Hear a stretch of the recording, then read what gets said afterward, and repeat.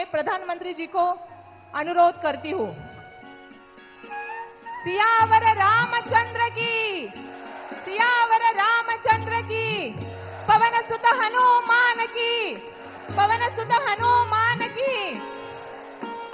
नासिक महानगर के भाजपा अध्यक्ष प्रशांत जी जाधव, नासिक ग्रामीण के अध्यक्ष सुनील जी बच्चा और शंकर जी वाघ, आपको निवेदन है कि आप माननीय प्रधानमंत्री जी का स्वागत तथा सत्कार करें।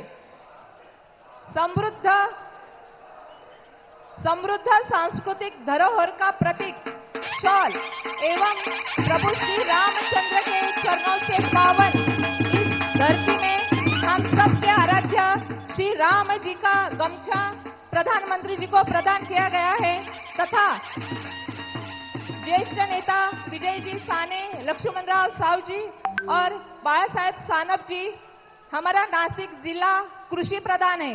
हमारे किसानों का प्रतीक ऋषभ यान तथा बुलेट कार्ड बैलगाड़ी माननीय पंतप्रधान जी को प्रदान करें।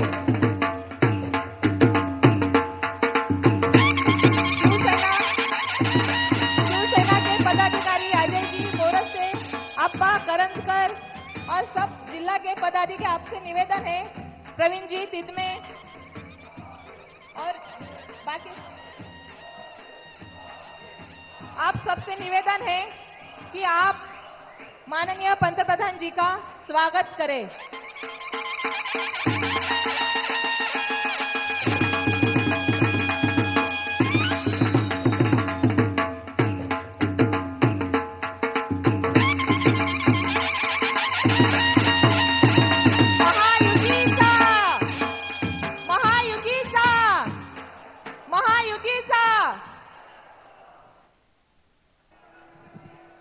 कार्यकर्ता वेळ व समोर आलेले आव्हान यांचा मेळ घालून उत्तम नियोजन करणारे कुशल संघटक, ऊर्जावान नेतृत्व, आमचे मार्गदर्शक महाराष्ट्र प्रदेशाध्यक्ष माननीय चंद्रशेखर बावनकुळे साहेब यांना विनंती करते की आपण सभेला संबोधन करावे।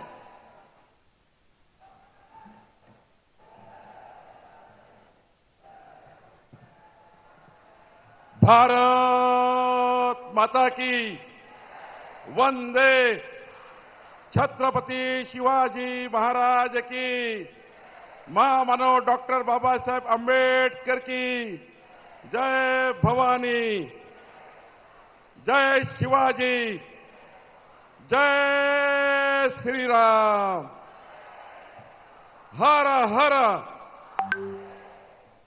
अखिल विश्वाचे सर्वात लोकप्रिय नेते, विश्वगौरव युग पुरुष नरेंद्र मोदीजी आपल्याला भेटायला आलेले आहेत। एकदा जोरात टाळ्या वाजून आपण नाशिककरांनी मोदींचं स्वागत करावं।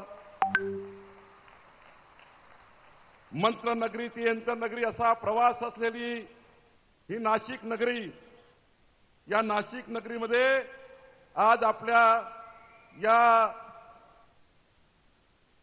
सभेच्या माध्यमातून मोदीजी आपल्या सरकारने कांदा उत्पादक शेतकऱ्याकरता जे निर्णय घेतले आणि आज कांद्याला चांगले भाव आहे म्हणून आमचे शेतकरी या ठिकाणी भेटायला आले आहेत। एकदा मोदीजींचं आपण त्या ठिकाणी टाळ्या वाजवून स्वागत करूया। बंधू भगिनींनो, या ठिकाणी आमच्या 25 लक्ष लखपती दीदींना मोदीजींच्या सरकारने लखपती दीदी करण्याचा जो निर्णय घेतला, महाराष्ट्रात 25 लक्ष लखपती दीदी होतात आहे। यावर्षी लखपती दीदीचा जो विक्रम महाराष्ट्रात होणार आहे, आमच्या लखपती दीदी आल्या आहेत आणि आमचे या ठिकाणी सुशिक्षित उद्यमशील युवक आले आहेत। मी सर्वांतर्फे मोदीजींचा आभार मानतो। खऱ्या अर्थाने या ठिकाणी संत साहित्याची परंपराचा सन्मान मोदीजींनी केला। मराठी भाषा बोलणाऱ्याच्या आपल्या सर्वांचा सन्मान मोदीजींनी केला। संत ज्ञानेश्वर, संत तुकाराम, संताजी महाराजचा सन्मान माननीय मोदीजींनी केला आणि छत्रपती शिवाजी महाराज, शाहू महाराज आणि डॉक्टर बाबासाहेब आंबेडकरांची आपली मातृभाषा मराठीचा सन्मान माननीय मोदीजींनी केला आणि म्हणून मोदीजींचा महाराष्ट्राच्या वतीने एकदा जोरात टाळ्या वाजून आपण स्वागत करूया. बंधू भगिनींनो, खऱ्या अर्थाने मी जास्त वेळ घेणार नाही, पण माननीय प्रधानमंत्री मोदीजींनी मागच्या 10 वर्षात महाराष्ट्राला देशातलं सर्वात उत्कृष्ट राज्य म्हणून पुढे नेण्याचा प्रयत्न केला. देशातलं सर्वोत्तम राज्य महाराष्ट्र करण्याकरता मोदीजींनी या महाराष्ट्राला भरभरून मदत केली. आज या महाराष्ट्रामध्ये या ठिकाणी प्रधानमंत्री आवास योजनेमध्ये 23 लाख लोकांना घरं दिलेत. 1,46 लाख लोकांना जलजीवन मिशनचे नळ कनेक्शन मिळाले. 3,26 लाख लोकांना आयुष्यमान भारतची योजना मिळाली, आरोग्याची योजना मिळाली. प्रधानमंत्री किसान योजनेचे 1,71 लाख लोकांना या ठिकाणी योजना मिळाली. 1,71 लाख लोकांना किसान सन्मान योजनेचा लाभ मोदींनी दिला. जीवन ज्योती विमा योजनेच्या माध्यमातून 1,34 लाख लोकांना महाराष्ट्राच्या या ठिकाणी लाभार्थ्यांना फायदा झाला. किसान क्रेडिट कार्डचा विचार केला, 87 लाख लोकांना किसान क्रेडिट कार्ड मिळालं. अटल पेन्शन योजना मोदीजींनी सुरू केली, 45 लाख लोकांना अटल पेन्शन योजनेचा लाभ झाला. स्वनिधी योजना मोदीजींनी सुरू केली, 10,47,000 लोकांना स्वनिधी योजनेचा लाभ मिळाला. प्रधानमंत्री कुसुम योजनेचा लाभ 5.5 लोकांनी घेतला, 5.5 लाख लोकांनी घेतला. आणि प्रधानमंत्री शेती विमा योजना 1,71 लाख लोकांना मिळाली. मोदीजी स्वच्छ भारत मिशनच्या माध्यमातून मोदीजींनी 77 लाख लोकांना त्या ठिकाणी स्वच्छतागृह देण्याचा प्रयत्न झाला. बंधू भगिनींनो, 6,84,00,000 लोक मोदीजींनी दिलेलं फ्री अन्न आज भेटत आहे. या महाराष्ट्रामध्ये मोदीजींनी 6 कोटी लोकांना 6,84,00,000 लोकांना फ्री अन्न देण्याची योजना केली.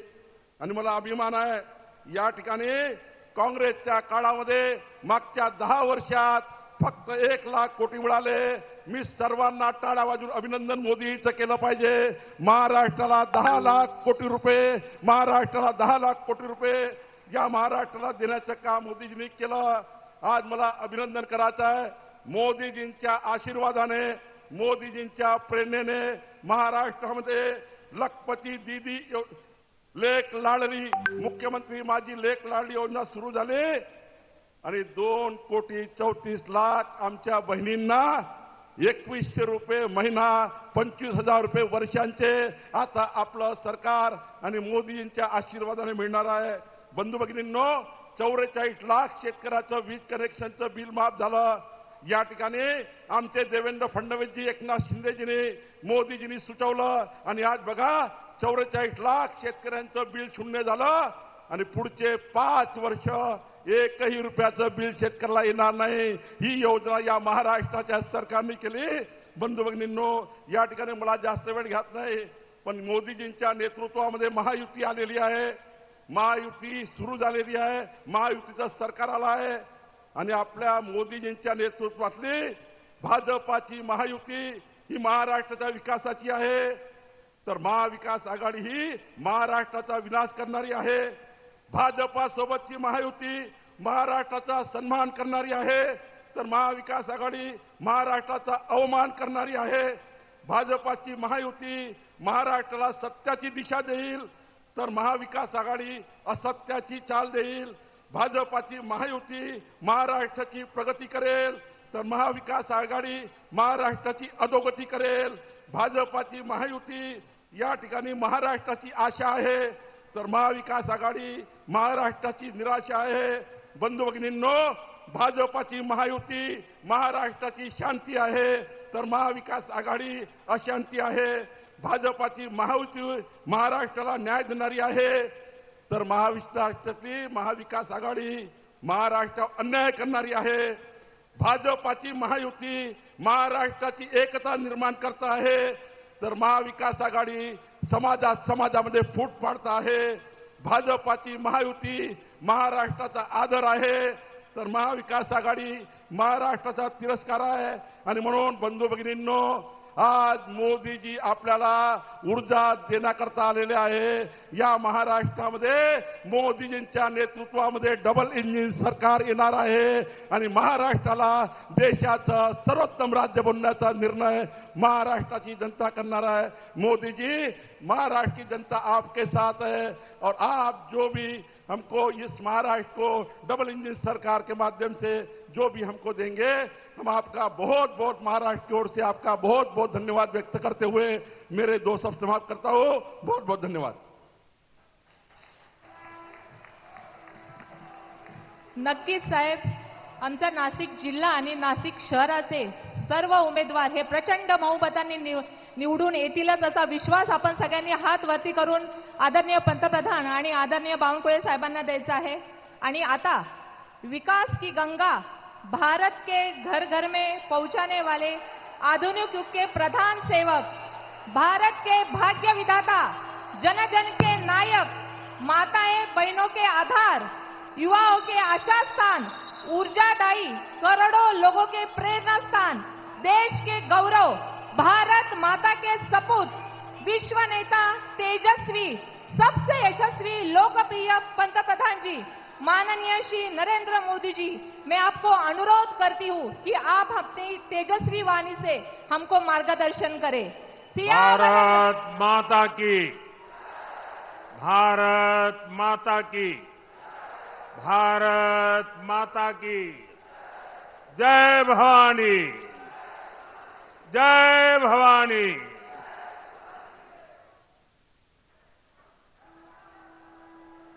प्रभू श्री रामच्या पदस्पर्शाने पवित्र नाशिक नगरीला माझा नमस्कार. मैं भगवान त्र्यंबकेश्वर और माता रेणुका को श्रद्धापूर्वक नमन करता हूं. आज महाराष्ट्र विधानसभा चुनाव प्रचार के पहले दिन मुझे नासिक की पुण्य भूमि पर आने का सौभाग्य मिला है. जब अयोध्या में राम मंदिर की 500 साल की प्रतीक्षा पूरी हुई, जब प्रभु श्री राम एक बार फिर वापस आए, तो अयोध्या में प्राण प्रतिष्ठा से पहले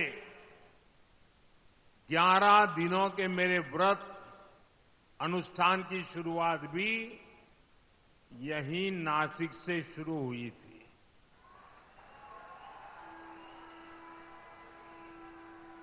मुझे कालाराम मंदिर में सफाई और सेवा का अवसर भी मिला था. आज एक बार फिर मैं विकसित महाराष्ट्र के लिए, विकसित भारत के लिए नासिक का आशीर्वाद लेने के लिए आया हूं.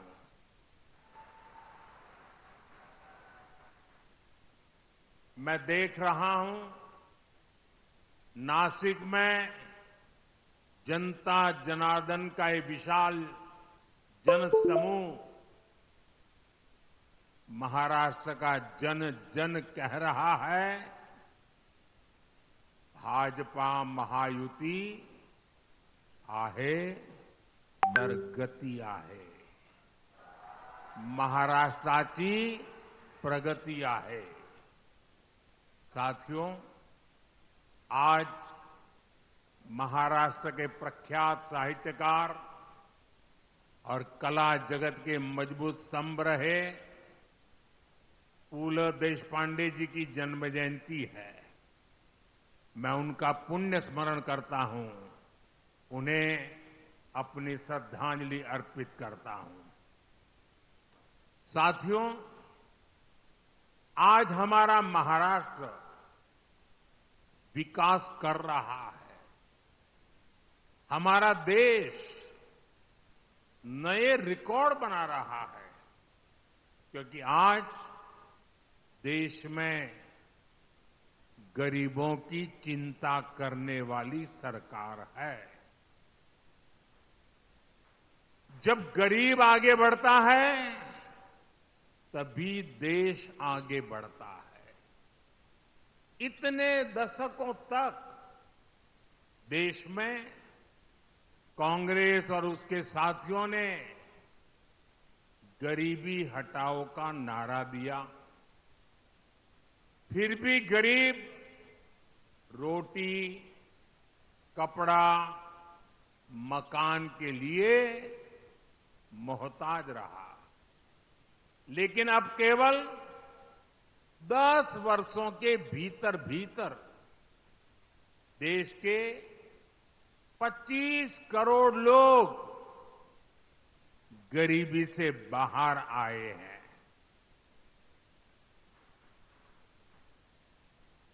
ये कैसे हुआ? ये इसलिए हुआ क्योंकि मोदी की नीयत सही है।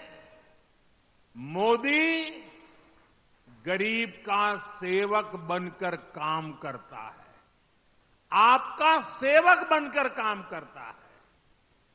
ये इसलिए हुआ क्योंकि गरीब के खिलाफ ये लड़ाई केवल मोदी ने नहीं, देश के गरीब ने भी लड़ी, आप सबने लड़ी।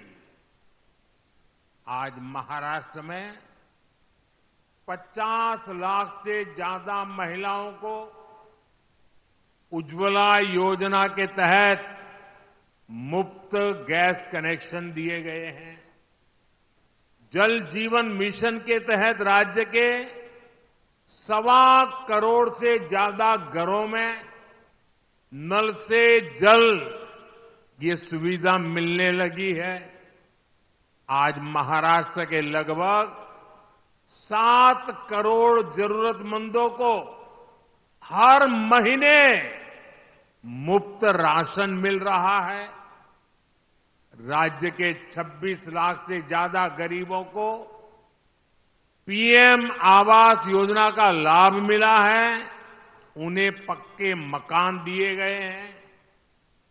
गरीबों के लिए ऐसे काम लगातार होते रहें, इसके लिए महाराष्ट्र में महायुति सरकार फिर से बननी जरूरी है।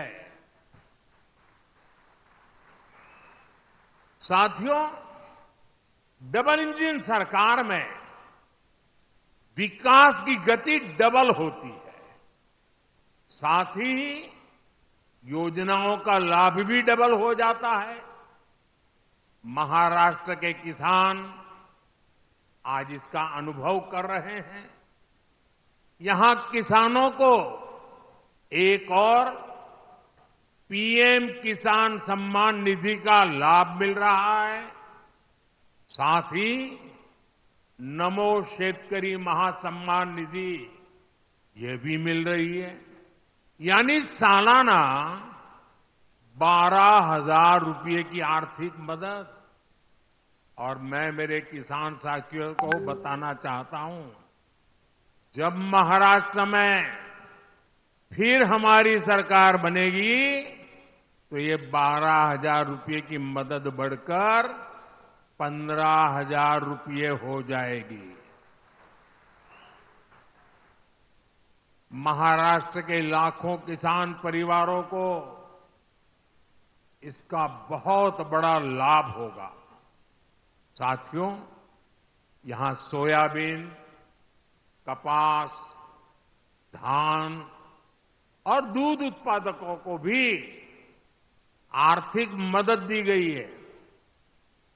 पेट्रोल में इथेनॉल ब्लेंडिंग बढ़ने से गन्ना किसानों की आय में बढ़ोतरी हुई है। 10 वर्षों में करीब 80,000 करोड़ रुपए इथेनॉल की खरीद में किसानों को मिले हैं। देश का जो रुपया पेट्रोल खरीदने में विदेश चला जाता था, वो पैसा अब मेरे देश के किसानों को मिल रहा है, उनके पास जा रहा है। साथियों, मैं यहां के प्याज किसानों की भावनाएं भी समझता हूं। इसलिए प्याज के निर्यात में सहूलियत के लिए नीतियों में बदलाव किया गया है। साथियों, भारत की प्रगति के लिए महाराष्ट्र का तेजी से आगे बढ़ना बहुत जरूरी है। महाराष्ट्र आगे बढ़ेगा तभी भारत विकसित बनेगा। महाराष्ट्र किस स्पीड से आगे बढ़ सकता है, पिछले 2.5 वर्ष में महायुति सरकार ने दिखाया है। आज देश में आधुनिक इंफ्रास्ट्रक्चर के प्रोजेक्ट्स में महाराष्ट्र बहुत आगे है। यहां हाईवेज और एक्सप्रेस वे बन रहे हैं। आधुनिक टेक्नोलॉजी से जुड़े क्षेत्रों में महाराष्ट्र में निवेश हो रहा है। लेकिन आप मुझे बताइए, अगर कोई सरकार ये काम रोक दे तो क्या महाराष्ट्र आगे बढ़ पाएगा? हाथ तो हिला रहे हो, मुंह से भी तो बोलो। क्या महाराष्ट्र आगे बढ़ पाएगा? महाराष्ट्र के युवाओं को क्या रोजगार के अवसर मिल पाएंगे? अगर ये काम रुके तो महाराष्ट्र काफी पीछे छूट जाएगा। कांग्रेस और उसके साथी यही चाहते हैं, उनका यही एजेंडा है। महाराष्ट्र में कोई भी बड़ा काम होता है, ये लोग उसका विरोध करने के लिए मैदान में आ जाते हैं। इन्होंने अटल सेतु का विरोध किया, इन्होंने वाटवन पोर्ट पर भी रोक लगाने की कोशिश की, इन्होंने मेट्रो परियोजनाओं को लटकाया। अघाड़ी वालों ने समृद्धि महामार्ग का काम ठप करने का प्रयास किया। पिछले 5 वर्षों में शुरुआती 2.5 साल महाअघाड़ी के महाभ्रष्टाचार और लटकाने अटकाने भटनाके के भेंट चढ़ गए हैं। इसलिए महाराष्ट्र के विकास की खातिर आपको अघाड़ी वालों को घुसने ही नहीं देना है, उनको सरकार से दूर रखना है। साथियों, महायुति सरकार के विकास के एजेंडे में नासिक का भी उतना ही महत्व मिल रहा है। आज आधुनिक इंफ्रास्ट्रक्चर नासिक की तस्वीर को बदल रहा है। आज यहां जो हाईवे बन रहे हैं, ट्रांसपोर्ट के साधन तैयार हो रहे हैं, उनका बहुत बड़ा फायदा 2026 के कुंभ में भी मिलने वाला है। नासिक का आईटी पार्क बड़ी संख्या में युवाओं के लिए रोजगार के अवसर तैयार करेगा। साथियों, आज हमारा नासिक डिफेंस सेक्टर में भारत की आत्मनिर्भरता का बहुत बड़ा केंद्र भी बन रहा है। नासिक में लड़ाकू विमान और सुरक्षा उपकरण नासिक में बनाए जा रहे हैं। आज नासिक के हर व्यक्ति को इस बात का गर्व भी है कि उनका ये नासिक, उनका ये शहर सशक्त भारत में इतनी अहम भूमिका निभा रहा है। लेकिन साथियों, दूसरी तरफ एक कांग्रेस और अगाड़ी वाले लोग भी है। ये देश को पीछे करने का, देश को कमजोर करने का कोई मौका नहीं छोड़ते। इन लोगों ने डिफेंस मैन्युफैक्चरिंग में देश को पीछे करने के लिए क्या कुछ नहीं किया। इन्होंने एचएएल को लेकर तरह तरह के झूठ फैलाए, विवाद खड़े करने की कोशिश की।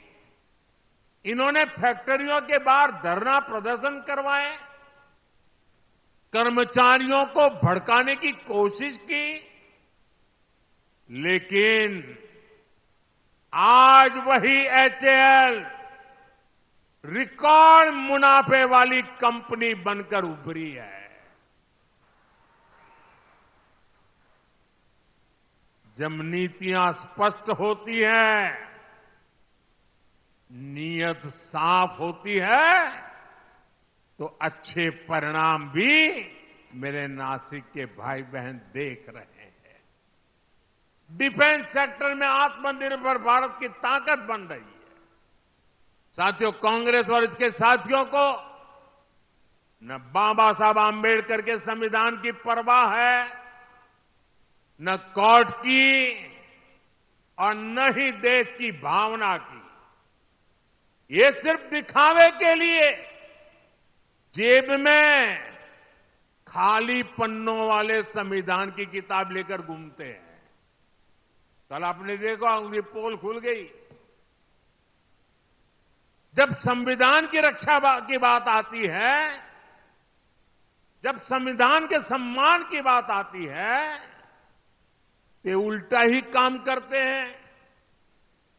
ये कांग्रेस वाले ऐसे हैं, 75 साल तक जम्मू कश्मीर में बाबा साहब आंबेडकर के संविधान को लागू नहीं होने दिया। 75 साल तक देश में एक संविधान नहीं था। जम्मू कश्मीर का संविधान अलग था, वो बाबा साहब आंबेडकर वाला नहीं था। और ये पाप कांग्रेस का था। कांग्रेस ने आर्टिकल 370 की ऐसी दीवार बना दी थी कि बाबा साहब आंबेडकर का संविधान वहां घुस ही नहीं सकता था। भाजपा एनडीए ने आर्टिकल 370 को हटाया और एक देश, एक संविधान लागू किया। और मेरी बाबा साहब आंबेडकर को सबसे बड़ी श्रद्धांजलि है।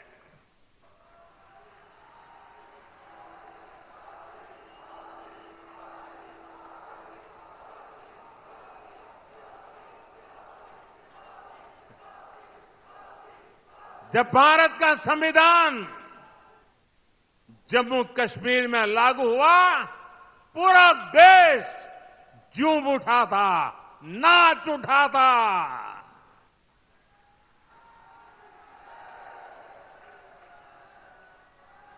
मैं जरा मेरे नासिक के लोगों को पूछना चाहता हूं, नासिक के लोग बताइए, क्या आर्टिकल 370 हटने से आपको खुशी हुई कि नहीं हुई?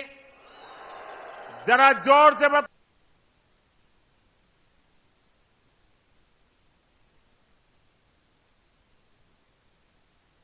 खुशी हुई कि नहीं हुई? ये कांग्रेस वालों के कान फट जाए ऐसे बोलिए, खुशी हुई कि नहीं हुई? आपको खुशी हुई, लेकिन कांग्रेस और उसके साथियों के पेट में चूहे दौड़ने लग गए। उनको दर्द हो गया। आपने टीवी पे देखा होगा, 2-3 दिन पहले जम्मू कश्मीर की विधानसभा में कांग्रेस और इसके साथियों ने 370 फिर से लागू करने के लिए हंगामा किया। ये लोग फिर चाहते हैं कि जम्मू कश्मीर से बाबा साहब आंबेडकर का संविधान फिर से जम्मू कश्मीर से निकाल दिया जाए, हटा दिया जाए। ये लोग फिर चाहते हैं कि वहां दलितों को, वाल्मीकि समाज को जो आरक्षण 75 साल बाद मिला है, उसे छीन लिया जाए। संविधान के विरुद्ध, दलितों, पिछड़ों, आदिवासियों के विरुद्ध इसी साजिश में जितनी गुनहगार कांग्रेस है, उतने ही अगाड़ी के उनके बाकी साथी दल भी है। साथियों, चुनाव के समय पार्टियां अपने कामकाज का हिसाब देकर जनता के बीच जाती है।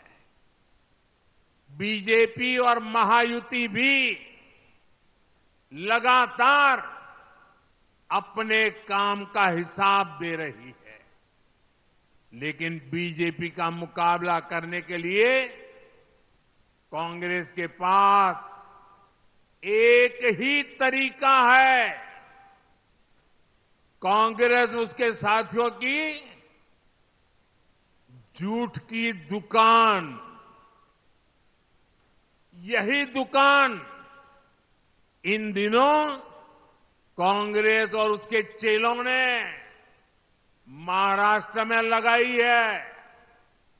कांग्रेस ने कर्नाटका, तेलंगाना और हिमाचल में भी यही झूठ की दुकान सजाई थी। और वहां क्या हाल हुआ? चुनाव खत्म हुए, दुकान का शटर गिर गया।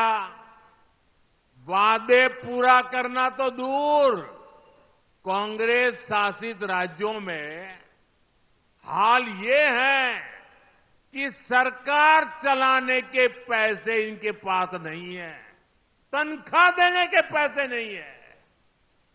खर्चों के लिए और अपनी जेबें भरने के लिए जनता पर टैक्स बढ़ाया जा रहा है, जनता से वसूली हो रही है।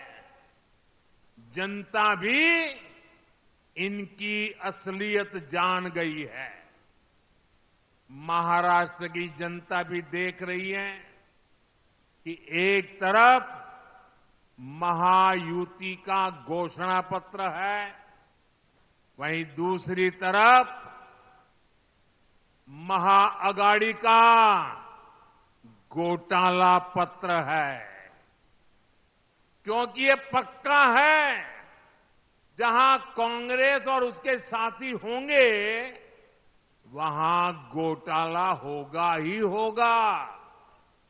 ये लोग ऐसी योजनाओं की घोषणा करते हैं जिसमें से ज्यादा भ्रष्टाचार हो सके। आप महाराष्ट्र में इन लोगों को ये सारा पाप फिर से करने देंगे क्या? करने देंगे क्या? ये धोखेबाजी महाराष्ट्र की जनता के बीच चलेगी क्या? साथियों, पूरे देश ने कांग्रेस की हरकतों के कारण उसे पूरी तरह से खारिज कर दिया है। कांग्रेस अब ऑल इंडिया कांग्रेस नहीं बची। कांग्रेस अब परजीवी कांग्रेस बन चुकी है। ये कांग्रेस पार्टी अब केवल बैसाखियों पर ही जिंदा है।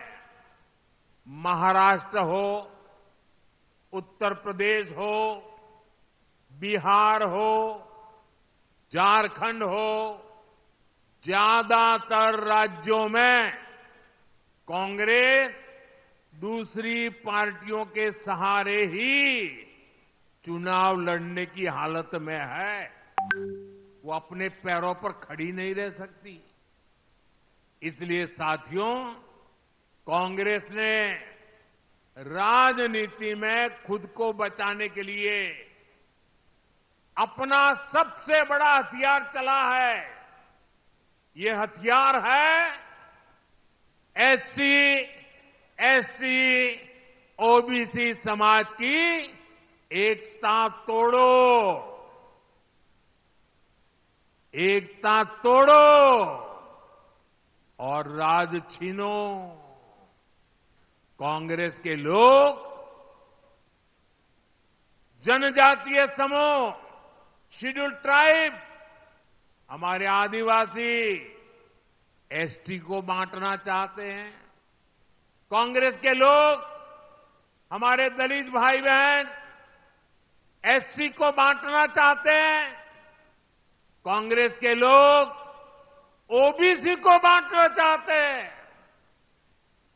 साथियों, कांग्रेस के रहते ओबीसी कभी इतना एकजुट नहीं हो पाया। ओबीसी को आरक्षण भी तभी मिला जब कांग्रेस सरकार हटी। नेहरू जी के समय में कांग्रेस ने ओबीसी को अलग अलग जातियों में बांट करके रखा। फिर इंदिरा गांधी जी का भी वही रवैया था।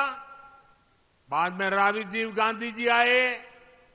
इन लोगों ने कभी ओबीसी को एकजुट नहीं होने दिया। और 90 के दशक में जैसे ही ओबीसी एकजुट हुआ, ओबीसी एक ताकत बना, ओबीसी अपने हकों के लिए जागरूक बना, ओबीसी देश की भलाई के लिए कुछ करने के लिए आगे आया। और इसका पहला नतीजा क्या आया? जैसे ओबीसी ताकतवर बना भारत में, उसके बाद कांग्रेस की पूर्ण बहुमत वाली सरकार बनना बंद हो गया। उनका शटर गिर गया। और इसलिए कांग्रेस को ऐसा गुस्सा है कि ये ओबीसी ओबीसी ओबीसी आया कि हमारी दुकान बंद होती गई। और इसलिए कांग्रेस चाहती है कि ओबीसी समाज को कमजोर कर दो भाई, उनकी एकजुटता को समाप्त कर दो। कांग्रेस का स्पष्ट मत है कि ओबीसी कमजोर होगा तभी कांग्रेस के लिए सत्ता का रास्ता खुलेगा। इसलिए कांग्रेस ओबीसी को बांटकर उनमें दरारें पैदा करना चाहती है। यहां नासिक और इस क्षेत्र में कितनी ही ओबीसी जातियां हैं, कुणबी, माली, वाणी, गुजर, कुंभार, नावी, सुतार, सोनार, देवड़ीगा, धांगर, धनगिरी, गंवाड़ी, शेटवाल, माली, मालिस, नामदेव, आहिर, तंबोली, धावड़, जाडगर, धाकड़ बैरागी, सैगर, कितने सारे। कांग्रेस इन सारी जातियों को आपस में लड़ाना चाहती है। कांग्रेस चाहती है कुणबी, ये जाति माली से लड़े, वाणी जाति गुजर से लड़े, कुंभार साथी नावी से लड़े। कांग्रेस चाहती है कि सुतार सोनार से भिड़ जाए। कांग्रेस ओबीसी के तौर पर आपको एकजुट नहीं होना देना चाहती। इसलिए वो चाहती है देवड़ीगा डांगर से लड़े, धनगरी गवांडी से टकराए, नामदेव आहिर से उलझे। कांग्रेस का इरादा है तंबोली दावड़ से झगड़ा करे, जाटगर सैगर से लड़ाई करे। आपकी एकजुटता को तबाह करने के लिए कांग्रेस मैदान में उतरी है। आपकी एकता से, आपकी मजबूती से कांग्रेस को सबसे ज्यादा तकलीफ है। इसलिए वो चाहती है कि ओबीसी अपनी एकजुटता खो दें और कांग्रेस के लिए सत्ता का रास्ता खुल जाए। मैं आपसे पूछता हूं, जब ओबीसी अलग अलग जातियों में बटेंगे तो कमजोर होंगे कि नहीं होंगे? जरा पूरी ताकत से बताइए, कमजोर होंगे कि नहीं होंगे? आपकी ताकत घटेगी कि नहीं घटेगी? और इसलिए आपको याद रखना है, मेरा तो एक ही मंत्र है, हम एक है तो सेफ है। हम एक है तो सेफ है। सच्चाई यही है कि कांग्रेस ओबीसी से नफरत करती है। आज ओबीसी समाज का एक व्यक्ति लगातार 140 करोड़ देशवासियों के आशीर्वाद लेकर तीसरी बार देश का प्रधानमंत्री बना है।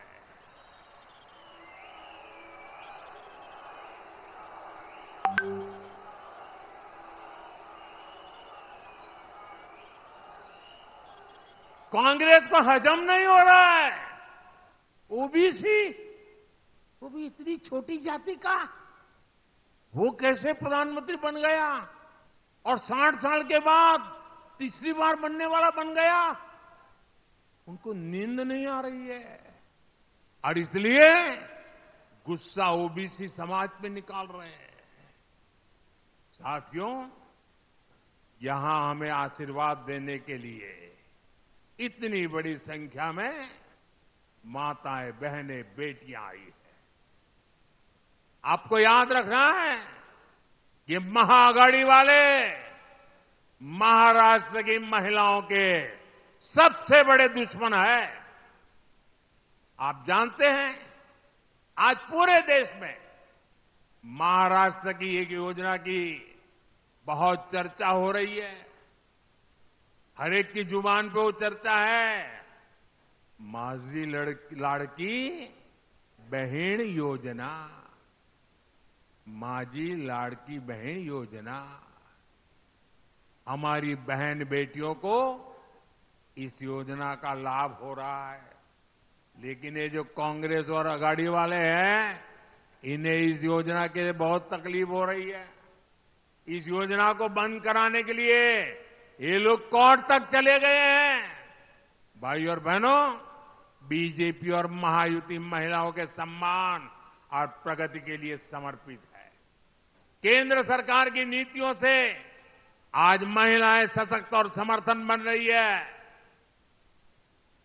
हम 3 करोड़ बहनों को लखपति दीदी बना रहे हैं।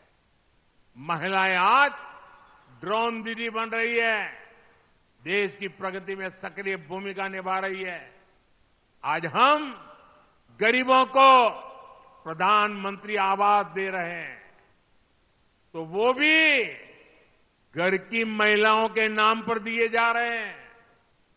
अभी केंद्र में नई सरकार बनने के 100 दिन के भीतर ही हमने 3 करोड़ नए घरों को भी मंजूरी दी है।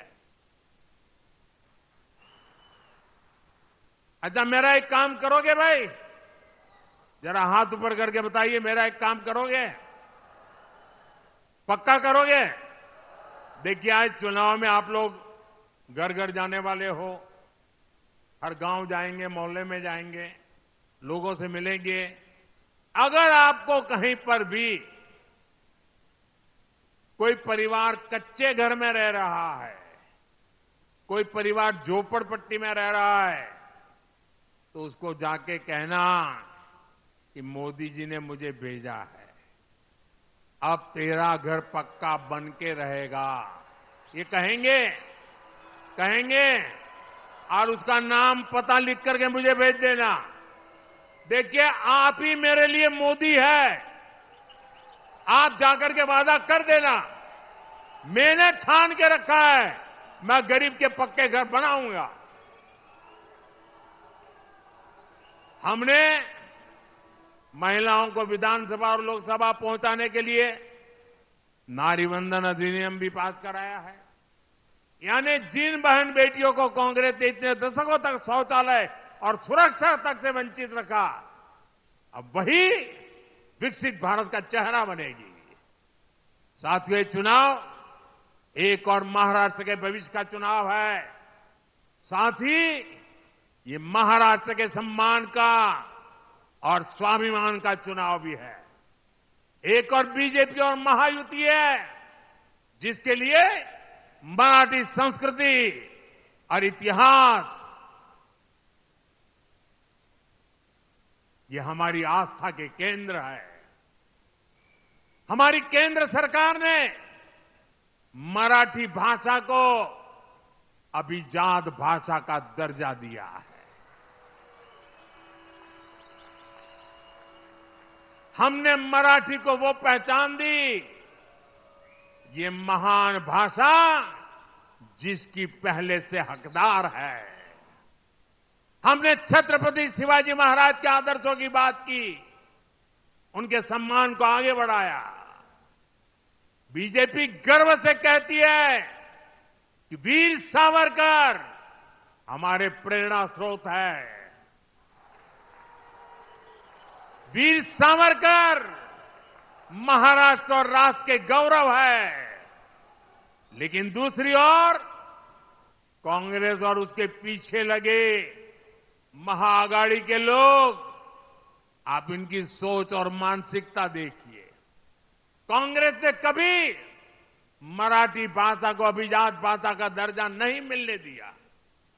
कांग्रेस के लोग घूम घूम कर वीर सावरकर को गाली देते हैं, कांग्रेस के नेता गाली देते हैं। महाराष्ट्र की धरती पर आकर के वीर सावरकर का अपमान करते हैं।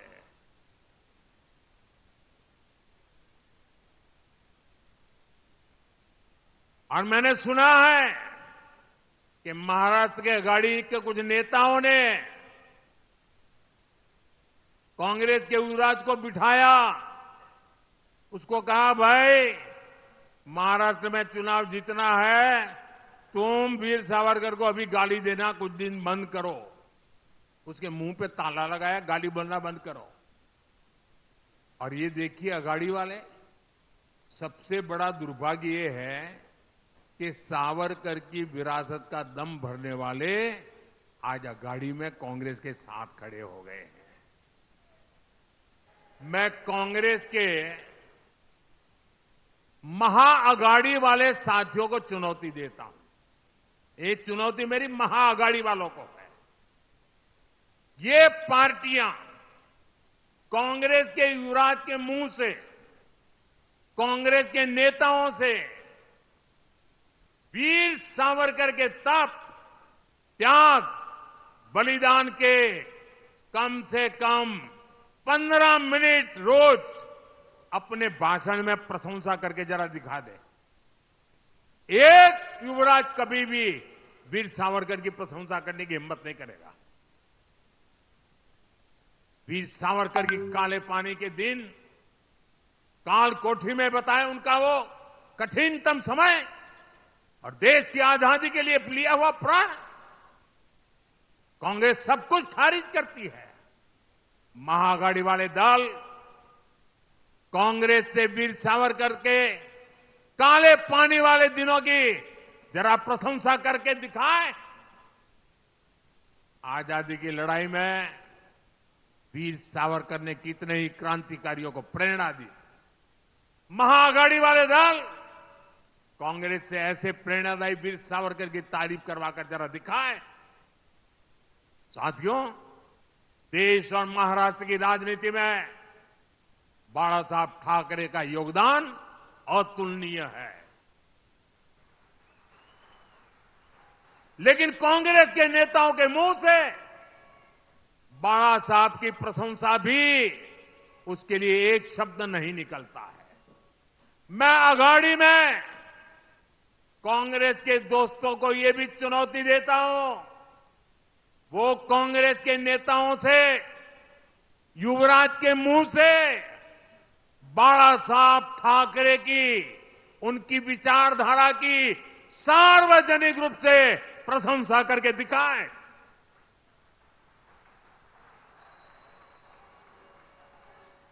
आज 8 नवंबर है, मैं दिन गिनूंगा और महाआघाड़ी वालों से जवाब का इंतजार करूंगा कि वो सावरकर जी की प्रशंसा करते हैं कि नहीं करते हैं, बाला साहब की ठाकरे के तप की प्रशंसा करते हैं कि नहीं करते।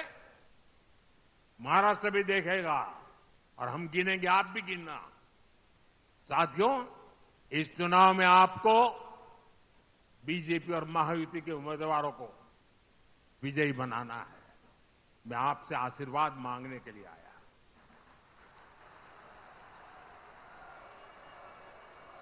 मैं आपको विश्वास दिलाता हूं, महाराष्ट्र में आने वाली सरकार बड़े फैसलों के लिए काम करेगी।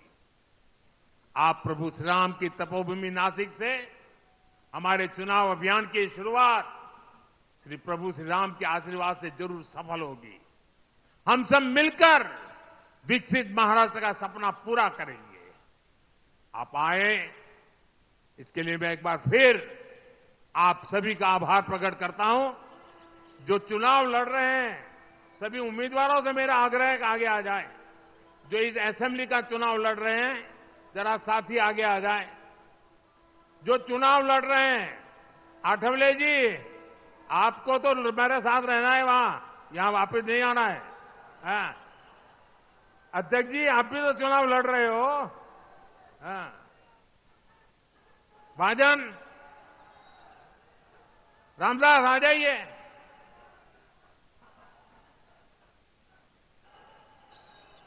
मेरे साथ बोलिए, भारत माता की, भारत माता की। बहुत बहुत धन्यवाद।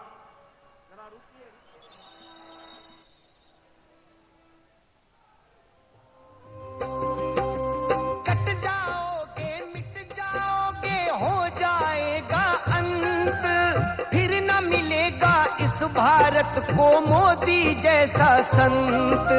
राम अगर है मोदी जी तो योगी है हनुमान, अंगद जैसे अमित शाह है हिंदू धर्म की शान। तुमसे सस्ता राशन और सस्ता पेट्रोल